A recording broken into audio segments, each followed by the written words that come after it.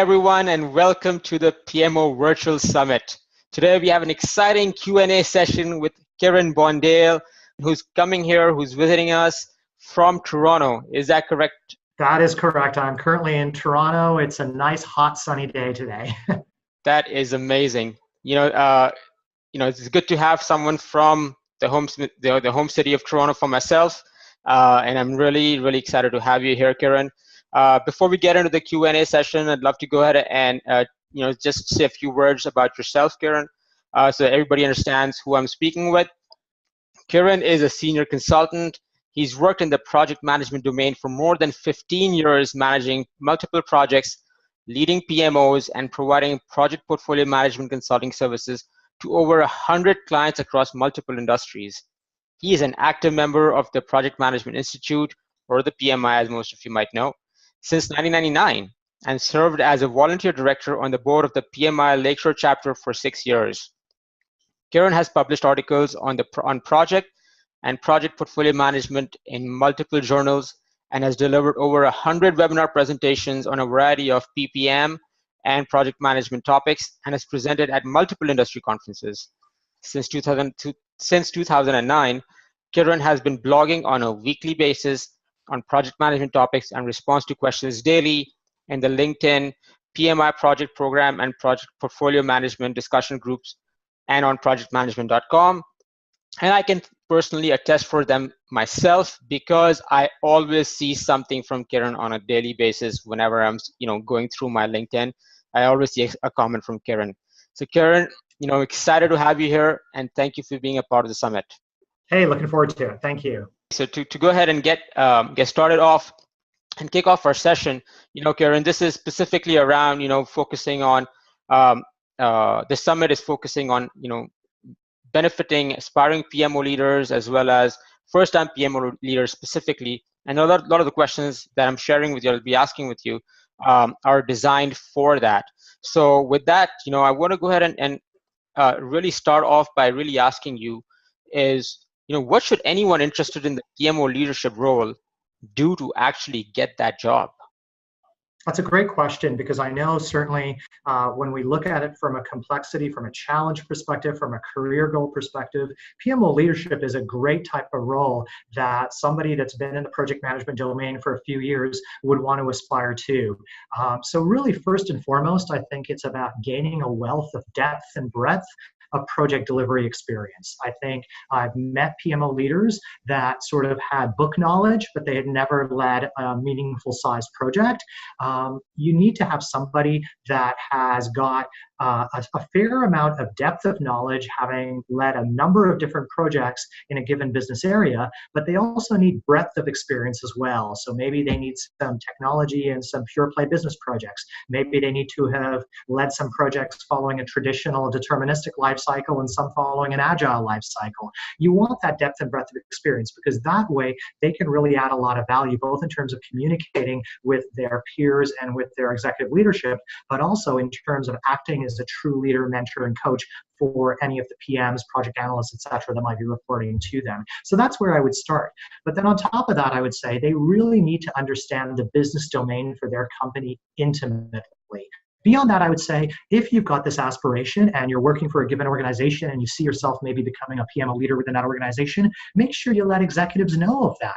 Indicate that you feel there might be a benefit in establishing a PMO, and that if they feel that that's the right move, if you can justify that you'd like to be considered for that business leadership position.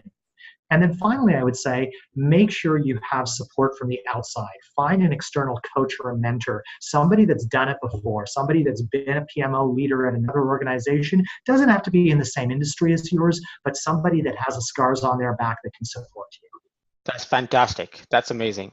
Thank you, Kiron. And one thing that I do want to ask, is, besides just having a lot of project management experience and both depth and breadth of it, what are the mindset and other skill sets that people should have when they come to the table as a PMO leader? Yeah, so again, I think it comes down to think everything in terms of business decisions. You've got to be able to put that business lens on everything that's done. I think one of the challenges that I oftentimes see with project management practitioners is they're too caught up with methodologies. They're too caught up with a PMBOK guide says. Put that aside. Focus in terms of what is the business value that a given practice, a given methodology, a given governance requirement is going to provide. Maintain that acid focus or that direct laser focus on why are we doing certain likely going to be playing a bit of an uphill battle when you're introducing any types of new standards or policies or requirements on your other peers in the leadership team or within the teams themselves. You need to be able to sell that. And the only way you're going to be able to sell that is to put a business value lens on that. So that's first. I think it's also important that PMO leaders are very pragmatic. There is no one size fits all. What works for a highly regulated organization operating with a lot of external scrutiny is not the right answer in the product marketing space where there may not be the same type of regulations at play. You got to be able to adapt to the specific situation you find yourself in, and that level of pragmatism is extremely important. Exceptional communications. It goes without saying, you can't be a good project manager without being an excellent communicator. It's even more important as a PMO leader. You need to be able to take a lot of conflicting, challenging, messy information and distill it into a way that your executive leadership can easily consume it and make decisions based on that. So you need to be a very effective communicator. And finally, I would say you need to have exceptional relationship building skills. PMOs are not islands. No PMO can deliver projects by themselves. You are relying or you are at the mercy of all the different departments in the organization that are contributing, as well as many groups that provide a support role but that don't themselves directly provide team members. For example, HR, finance, procurement. You have to be able to build really good bridges with those players. If you don't do that, you're not going to be effective in your role. Makes a lot of sense. Thank you. Thank you for that, Kiron. I think the next question that I have, you've sort of spoken a bit about that in our previous answer about the mindset and attitude and skill set. But a lot of those was focusing on a situation where you were brought in and you were given the opportunity to build a PMO. I've seen a lot of situations where people who been in companies or organizations have felt that they need to have a PMO. They don't have one right now. For those people who want to take the lead basically in setting up a PMO from ground up when they truly feel that it's needed, but they need to convince their leadership, what do you think they need to do to convince their leadership that they really need a PMO in their organization? Absolutely. So a couple of things I'll say, one of which might be a little bit controversial, is a PMO is not the answer to everything. One of the quickest reasons that I've seen PMOs shut down is that they were a bit of a knee-jerk reaction to some sort of a symptom that was occurring in the organization. Now, don't get me wrong, PMOs can add a lot of value, but if they're started for the wrong reasons or they're implemented in the wrong way, they can actually create more damage than by not having set them up at all. So while PMOs might be a popular way to address certain challenges, they're not the only way to do that. So make sure that for yourself, you can sell yourself on the reasoning that the PMO is the right answer for this organization. That both in terms of the nature of the problems it's going to tackle, but also from an organizational support perspective, the stars are aligned for it to succeed. If you can convince yourself that it truly is the right answer, then I recommend go back to Business 101. Create a business case to justify its existence. Why is a PMO going to solve the world's problems for your organization? What is the value proposition it's going to bring? Start to think about the risks of establishing the PMO. How are you going to address those? What are the one-time costs of establishing this PMO? What are the run costs of the PMO? You need to do your homework. Put together a business case of some kind. Find a willing sponsor. PMOs don't live without executive sponsorship. And ideally, you don't want to just look for one sponsor. Ideally, you want a few sponsors for it. So you got to take your business case and you've got to shop it around. That means that you need to have those relationships established with senior leaders within your company. If you don't have those relationships and you try to sell the PMO at too low a level, it's going to fail. A PMO is a strategic entity. You need to sell it as high as you can, which means you need those relationships with those types of stakeholders. Go in front of them, sell it. Think of it as an episode of Dragon's Den. They're going to give you a minute, 5 minutes to speak to them. How are you going to convince them that they need to expend their financial capital, their political capital, their social capital back in you? And as I said, at least get 2 sponsors. The reason I say that is from personal experience. I worked for an organization where I was leading a PMO, and I had a great sponsor. Well, guess what happened when that sponsor moved on to their next role outside the organization? Their replacement looked at the PMO and said, in spite of the value we were adding, that wasn't the way that they viewed the world. They shut the PMO down. You need to have broader support than just a single leader. That's how I go about getting it started. That's fantastic, Kiron. I mean, I know you mentioned a lot around, you going to someone believing by themselves, within themselves, that they need to have a PMO with the organization. Can you maybe touch upon maybe just 1 or 2 such situations where, or rather reasons why PMOs should exist within an organization? What have you personally believed in some specific situations where you felt that yes, PMOs should be required or needed for your organization? Yeah, I mean, one example would be where you've got, let's say an audit has happened and there's been a number of findings with regards to how projects are being delivered. Then rather than put the burden on individual project managers to effectively raise the capability of that department or that organization, a PMO can own that program. They can have a backlog of those identified findings, and they can work through those in a prioritized order without taking the time of the project managers to do that. Another example might be knowledge management. Whether you're capturing knowledge through retrospectives or you're doing lessons learned at the end of every project, there's a lot of effort required to scrub and distill and massage that information to make it true knowledge, and then to disseminate that across the organization.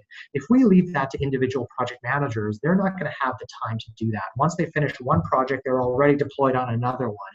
So they're not going to do that sort of an activity justice. A PMO with dedicated staffing, they have the ability to do that. So those are a couple of examples.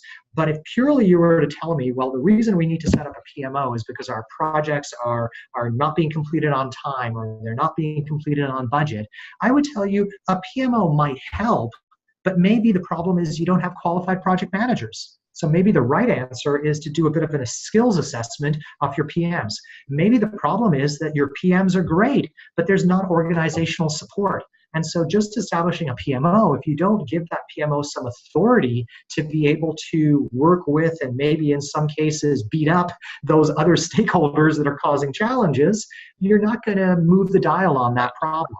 And I've seen that happen where sometimes if you're in an organization that has a bit of a weak matrix, where the project managers are at a power disadvantage from the functional managers, we introduce a PMO leader. Sure, they may be at the same level of power as the functional managers. They can have those conversations with the functional managers to say, your people need to start pulling their own weight, or they might be able to use their power, their formal authority to get some changes made.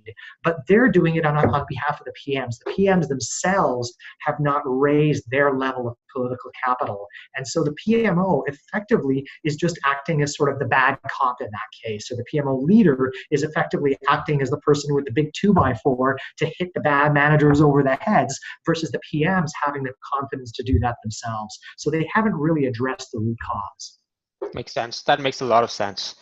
And I think with that said, it becomes very important that when any PMO leader that comes in, especially from outside the organization, they're put in a bad spot if they've gone ahead and put in that situation where they need to go ahead and be the bad cop, if you will. And that leads perfectly into my next question. So assuming that PMO leaders, or rather assuming that leadership or the executive leadership within the organization has been sold on the PMO, and they now believe, yes, okay, PMO needs to be there. They don't know anyone who within the organization could lead the PMO, so they bring someone from the outside, or they do have their eyes on maybe, let's say, one person who could lead the PMO from within. That's perfect. But no matter how much experience, how much no experience you've got as a PMO leader, as soon as you step into the job, from that minute you've been considered as an expert in that role, right? So, for a brand new PMO leader who's already existed, who's been promoted from within the organization, or a slightly experienced PMO leader, or a very experienced PMO leader coming fresh within a new organization, what should they do to quickly showcase their value and gain trust and credibility from all their stakeholders within the organization? Yeah, I mean, I think the challenge is it comes down to what is the problem that PMO was set up to solve. And sometimes we have big problems. And so you're not going to get sort of results within the first week or two. So it comes down to building relationships. If you're coming in from the outside, you don't have any of those relationships established. As I said, a PMO is not an island unto itself. It needs to act as the glue. It's the Switzerland that brings together all the departments across the organization. So you need to start to establish positive, beneficial relationships with key stakeholders in each of those contributing departments, so that when they're in a meeting that maybe you're not even part of, they're going to say, you know, that new person we hired, yeah, they're good. I met with them. They seem to have the right ideas. You want to start building those bridges from day one. So to me, that's like the first few weeks of a PMO leader, is building those relationships. Second thing is, if you're new to the organization, you want to do a discovery phase. You want to understand, while you were interviewing, while you were going through the hiring process, yeah, they presented you a picture. But to me, that's like the demo of an application. I want to know what it's really like. Show me the warts and all. And the best way to do that is you do discovery, and do it in a very non-threatening manner. Walk the organization, walk into hallways, see what's happening, spend some time with your project teams, listen to what's being said, start to get your own sense as to what are the symptoms, what are some root causes there. I think also what's important is know what you are hired to do. So if you were brought on as a PMO leader and whoever felt that that role needed to be filled had created a project charter for establishing a PMO, that's wonderful. Ask for that charter, review it, understand what is the main goal we're trying to achieve, and start to work on developing a plan for that. If it turns out that there was no charter, start establishing your credibility by writing up a charter. Get whoever your reporting manager or leader is to sign off on that charter. Establishing a PMO should be the gold standard for how a project is run in your organization. So if you go about it in an ad hoc manner, you're just sort of setting up that PMO off the side of your desk, you're running around and firefighting, that's not establishing credibility. They're going to look at you in a few weeks and say, we brought this person on to bring predictability, to start to gain control. They're just falling into the same traps that we've fallen into so far. You might be delivering some value, but you're doing it in an ad hoc fashion. That's going to be held against you. I love it. I love it. And, that's where planning is so important. And one thing that I keep on telling people, especially PMO leaders, is that, the first 100 days of any leadership role, or within any leadership role, is not just for any head of state or the president. It's for any leader. And so, addressing your points around, making sure there's a plan, making sure you're not going around things in a haphazard, ad hoc way. What do you think PMO leaders should do to plan for that, for those first 100 days? What should those first 100 days look like for a PMO leader? Yeah, so it is very context specific. I mean, if this PMO is established to improve project delivery outcomes, let's say that the portfolio projects are being delivered over budget, behind schedule, they're not meeting business outcomes. So then it's important for the PMO leader to spend their time, along with building those relationships, they need to get a sense as to what are the most important projects in flight, and maybe start to actively get involved with seeing how do we increase the confidence level in the delivery of those projects. That's a great way to establish some credibility. Show that you understand what are the key milestones coming up on those projects. What can you recommend? So again, this is not about undermining the authority of the PMs on them or taking over their jobs, but it's playing an active coaching role with them to make sure that the leadership team has gained higher confidence in what that PMO is providing oversight over. That's a case where it's a delivery challenge. Maybe it's a challenge around there's no standardization. If there's no standards in place, maybe it starts by saying, we want to discover what's there right now. Are there any policies of any kind around project delivery? Maybe just purely on the financials. gather all that information, read through it, and then start to come up with a backlog of what is the highest priority. Is it, let's say, we need a standard for governance? Then maybe do we want to put something in place for some simple, lightweight templates that we want to put out there? Develop a plan for it. But it all has to tie back to what the mandate of that PMO is. There is no one size fits all. In other cases, it might be you've got a resourcing challenge. You're short a bunch of qualified PMs. Well, in that case, it's understand, is there a job family in the organization for the project manager role? If there isn't, maybe you want to create a standard job description, get some sense as to how does that role line up against other roles that will interact with the project manager role. Get that in place maybe in your first 100 days. So it all depends on what you were hired to do. Makes sense. Makes sense. And obviously, we've talked about through our conversation, the key thing is value, and the value is obviously very, very context driven. What are the key reasons for the existence of your PMO? For me, that is the prime value for why a PMO should be existing within an organization. Mm-hmm. Now, having said that, I do think that, one thing that PMO leaders typically do is try to jump the gun and start building together a pile of metrics. And then they say, okay, what, great, let's go ahead and just focus on those metrics and we'll populate whatever dashboards, templates, spreadsheets, and values right there. But that's obviously not the case. So I do understand that, it's probably going to be a complete session of discussion on just talking about metrics specifically, right? It's such a deep topic. But, maybe if you could touch upon the benefit of all our viewers, maybe just 3 to 5 metrics that you've seen commonly across many PMOs that, are definitely focusing on what they perform, on the performance of the PMOs themselves. So not just, okay, our projects are on time, on budget, okay, we, beyond that, what actually measures, what metrics can actually help showcase the value and the performance of the PMOs themselves. Any thoughts on that? Absolutely.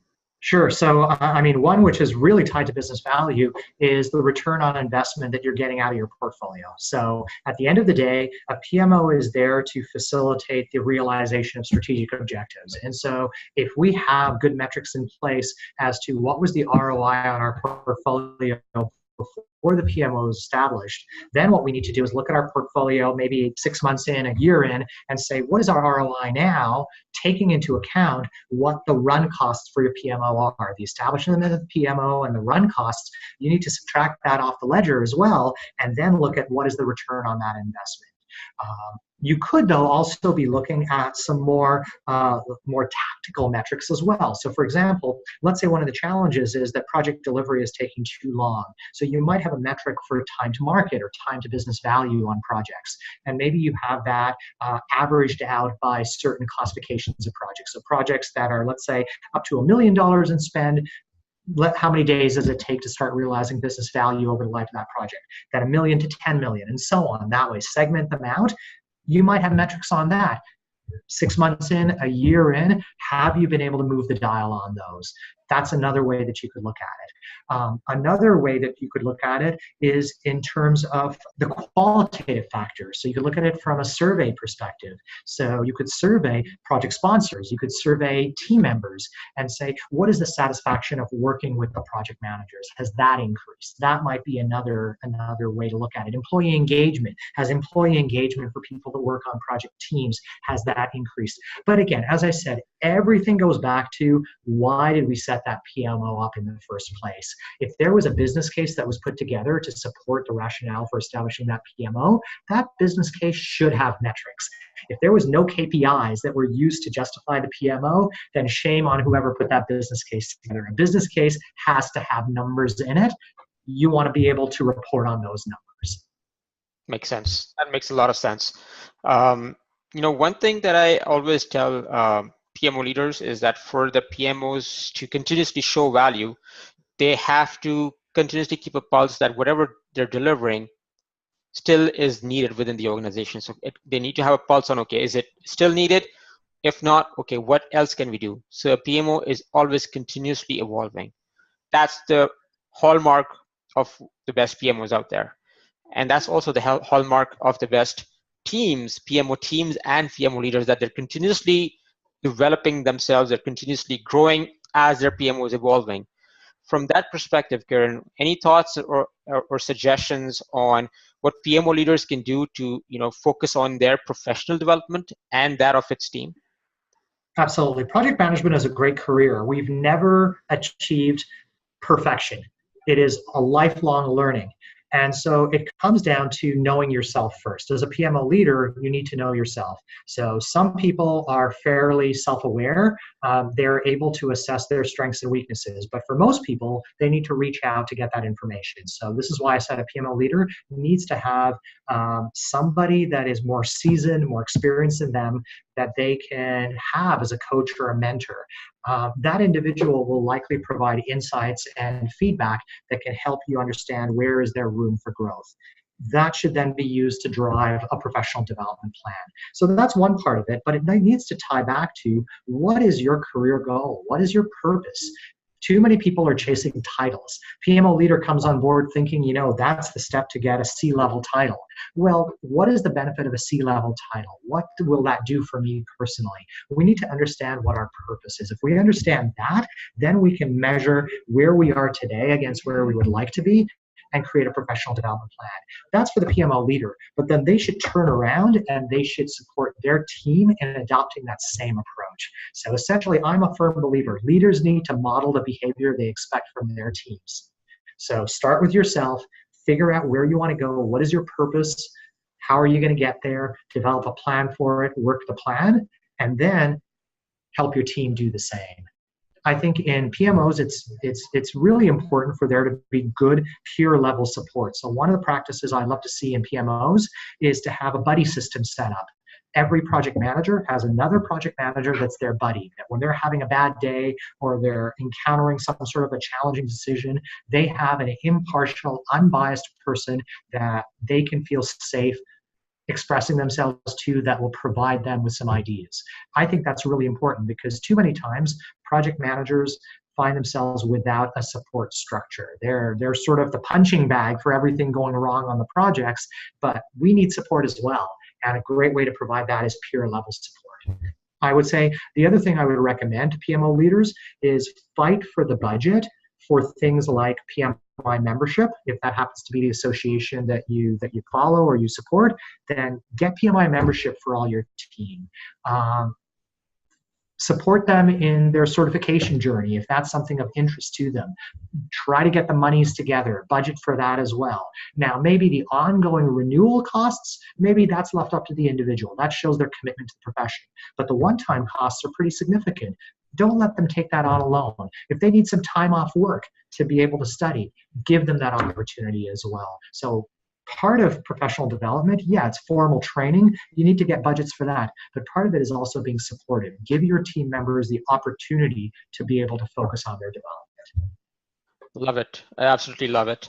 One thing that I mentioned to a lot of folks is that the PMOs, one of the PMOs' purpose, no matter what, yes, it exists to benefit the organization, but one of the key things that it needs to do is be a safe haven for all the project managers, portfolio managers, program managers, coordinators, or even business analysts, whoever you have within the team, even if you have indirect type relationship with them, have a safe haven, and that will empower your team, and it will ultimately improve and benefit your PMO. So absolutely. All the stuff that you just mentioned, Kiran, I think those are amazing points that are very practical and tangible, and I hope that PMO leaders can make note of that and put those into action. Thanks for that. Kiran, I know that one thing that you did mention earlier in our conversation was around reasons why PMOs fail. If you based on your extensive experience, if you can maybe touch upon 2 or 3 reasons why PMOs fail, and what can PMO leaders do to avoid that? Yeah, I'd say a couple of the reasons I've seen. 2 of the most common reasons. One is that they're not delivering value. Yeah. A PMO costs money and it consumes resources, and if the PMO is not seen as delivering at least as much as it's taking out of the organization, it's going to be shut down. There's also the question about perception. A PMO can be delivering value. It could have KPIs that are demonstrating what it's done for the organization.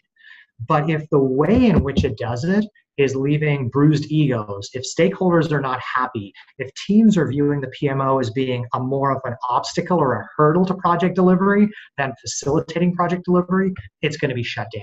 So the key is we want PMOs to not only have demonstrable quantitative evidence of adding value, but they also need to be seen by stakeholders across the organization as being a must-have. That is what PMO leaders need to aspire to. They need to be seen as a trusted advisor and a strategic partner, not as the process cops. And too many PMOs come across as process cops. Fantastic. This has been amazing, Kiron. I really appreciate it. It's, I'm sure our viewers are going to feel the same way, but this was like drinking from the fire hose. Tons of takeaways for us here. Really, really appreciate that. Before we go, Kiron, any last final thoughts or words or words of wisdom for our viewers? Absolutely. So PMO leaders need to be thinking every day, how do I remove blockers that are standing in the way of our organization achieving our strategy? And it's a hard job to play. It is not easy being a PMO leader. There's going to be days when you feel like you were a pincushion when you come home. So you need to be able to handle that stress. You need to be able to be mindful and burn that stress off and come in every day positive, looking forward. That's all I have. Awesome. Thank you so much again. Once again, Kiron, thanks for being a part of our summit. It was a pleasure having you here. For all of our viewers, follow Kiron on LinkedIn, and if you want to see where he blogs on a regular basis, please visit kbondale.wordpress.com. That's KBONDALE.wordpress.com. Thanks a bunch, Kiron. Thanks for having us. Thanks for being here. Thank you, Hussein. I appreciate the effort. Thank you. Take care. Bye-bye.